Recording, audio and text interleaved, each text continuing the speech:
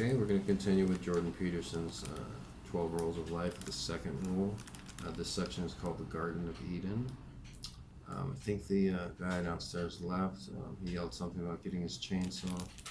He's not going to use it against me, I don't think. He just likes to use it outside the window. He just runs this saw to disturb my reading. So if that happens, I'll have to finish this section at another time. The Garden of Eden. Remember, as discussed earlier, that the Genesis story were amalgamated from several sources. After the newly priestly story, Genesis 1, recounting the emergence of order from chaos, comes a second, even more ancient, Jawas part, beginning essentially with Genesis 2. The Jawas account, which uses the name Yahweh or Yahweh to represent God, contains the story of Adam and Eve, along with a much fuller exploitation of the events of the sixth day alluded to in the previous priestly story. The continuity between the stories appears to be the result of careful editing by the person or persons known singly as to biblical scholars as the redactor, who wove the stories together. This may have occurred when the peoples of two traditions united, for one reason or another, and so the subsequent illogical of their melted stories growing together over time in an ungainly fashion bothered someone conscious, courageous, and obsessed with governance. According to the Jawas creation story, God first created a bounded space known as Eden, which in Aramaic, Jesus' putative language, means well-watered place, or paradise, in Old Iranian or Avestan, which means protected enclosure or garden. God placed Adam in there along with all manner of fruit-bearing trees, two of which were marked out. One of these was the tree of life, the other the tree of knowledge, of good and evil. God then told Adam to have his fill of the fruit as he wished, but added that the fruit from the tree of knowledge of good and evil was forbidden. After that, he created Eve as a partner for Adam. Adam and Eve don't seem very conscious at the beginning when they are first placed in paradise, and they were certainly not self-conscious. As the story insists, the original parents were naked but not ashamed. Such phrasing implies that it's perfectly natural and normal for people to be ashamed of their nakedness. Otherwise, noting it would have to be said about nothing would have to be said in its absence.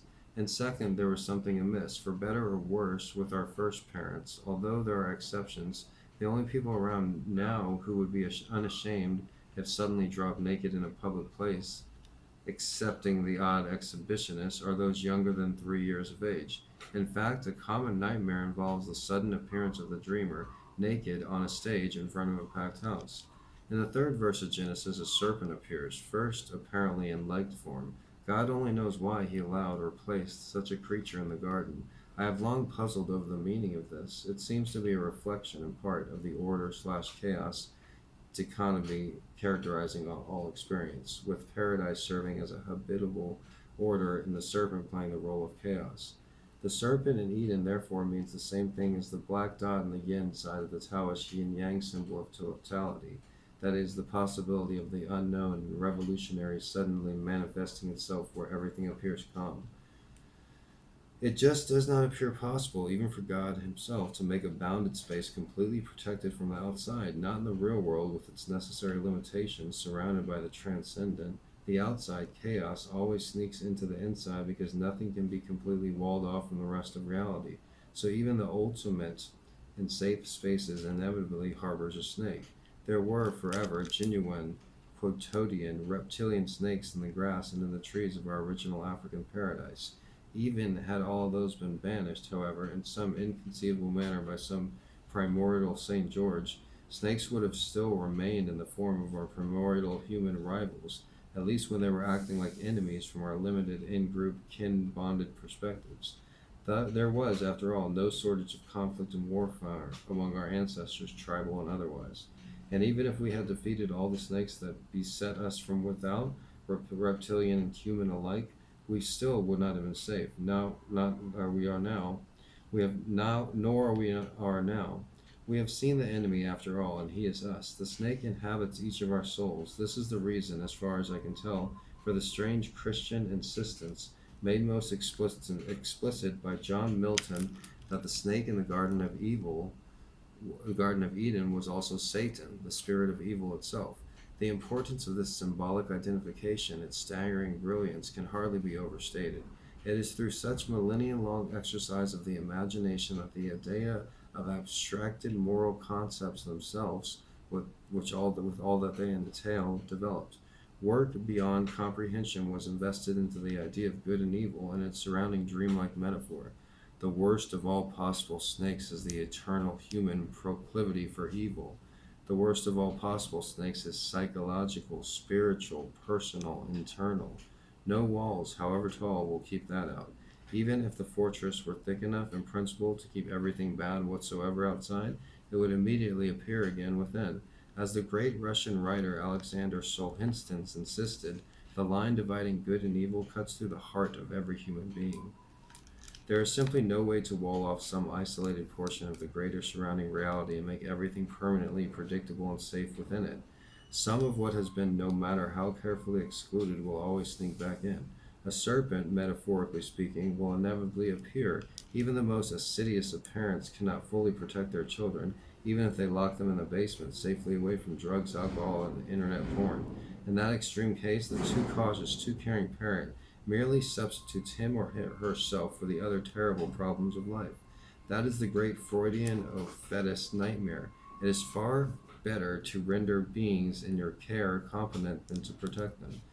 And even if it were possible to permanently banish everything threatening, everything dangerous, and therefore everything challenging and interesting, that would mean only another danger would emerge, that of permanent human infantilism and absolute uselessness. How could the nature of man ever reach its full potential without challenge and danger? How dull and contemptible would it become if there was no longer reason to pay attention? Maybe God thought his new creation would be able to handle the serpent and considered its presence the lesser of two evils. Question for parents: do you want to make your children safe or strong? In any case, there's a serpent in the garden. He's subtle beast, according to the ancient story, difficult to see, vaporous, cunning, deceitful, and treacherous. It therefore comes at no surprise when he decides to play a trick on Eve. Why Eve instead of Adam? It could just be chance. It was 50-50 for Eve, statistically speaking, and those are pretty high odds. But I have learned that these old stories contain nothing superfluous. Anything accidental, anything that does not serve the plot, has long been forgotten in the telling. As the Russian playwright Anton Chekhov advised, if there is a rifle hanging on the wall of Act 1, it must be fired in the next act. Otherwise, it has no business being there. I totally agree.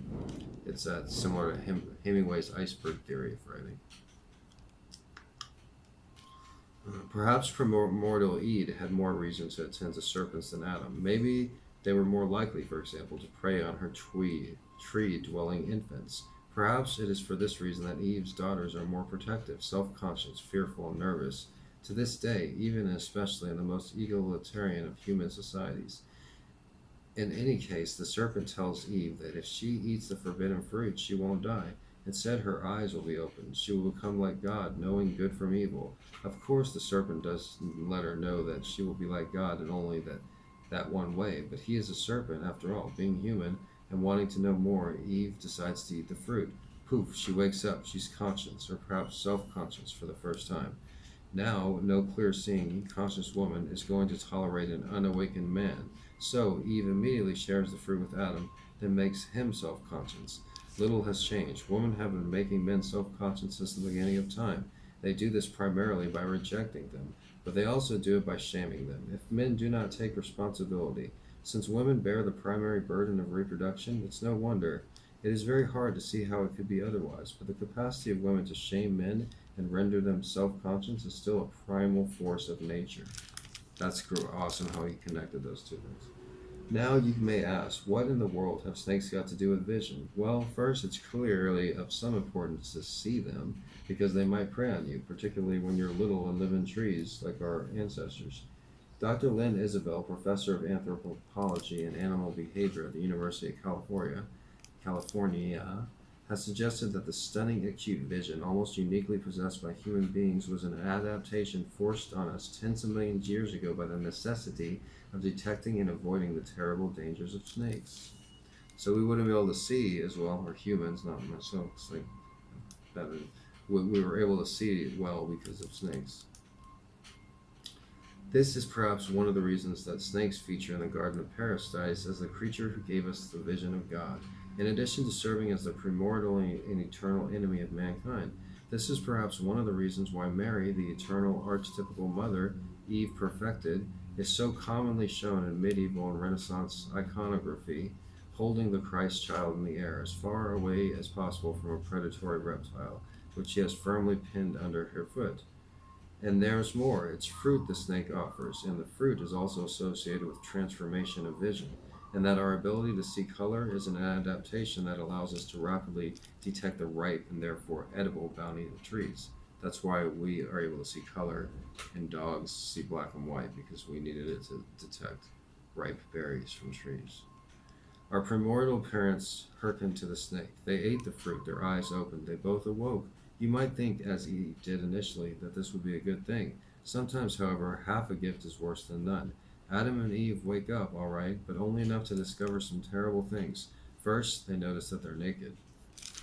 That was from Jordan Peterson's 12 Rules of Life. Rule number 2, the Garden of Eden.